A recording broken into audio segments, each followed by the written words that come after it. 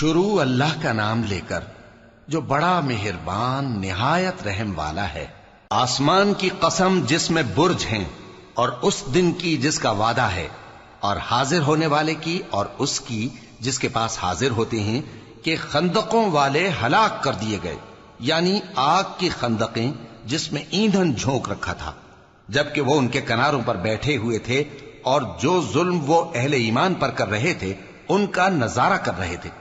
اور ان کو مومنوں کی یہی بات بری لگتی تھی کہ وہ اللہ پر ایمان لائے تھے جو غالب ہے، سب خوبیوں والا ہے، جس کی آسمانوں اور زمین میں بادشاہی ہے، اور اللہ ہر چیز سے واقف ہے۔ جن لوگوں نے مومن مردوں اور مومن عورتوں کو تکلیفیں دیں اور توبہ نہ کی، ان کو دوزخ کا اور عذاب بھی ہوگا اور جلنے کا عذاب بھی، اور جو لوگ ایمان لائے اور نیک کام کرتے رہے ان کے لیے باغات ہیں جن کے نیچے نہریں بہ رہی ہیں، یہی بڑی کامیابی ہے۔ بے شک تمہارے پروردگار کی پکڑ بہت سخت ہے،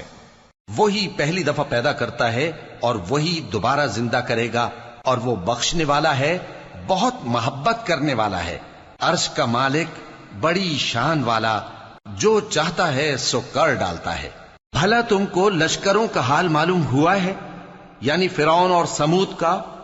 اصل بات یہ ہے کہ کافر مستقل جھٹلانے میں لگے ہیں،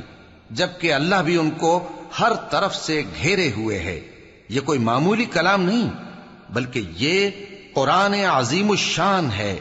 لوح محفوظ میں لکھا